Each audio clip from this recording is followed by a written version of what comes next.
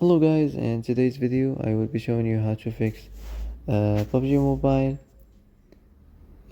cannot load in problem. So the answer is easy, just go to the settings and then scroll down to the apps section and then go to the search and search PUBG Mobile and then go to the storage and here you will find this clear cache option. Click on it. Now you can go check it if it works, and if it didn't you can try to restart your phone or turn the Wi-Fi off and on, or the Bluetooth or the airplane mode.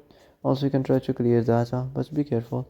If you clear data, all these applications data will be deleted. This includes all files, the settings, the accounts, the databases, etc.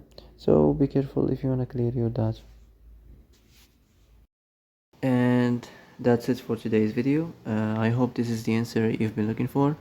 If you like this video, don't forget to like and subscribe, and see you in the next video. Thanks for watching.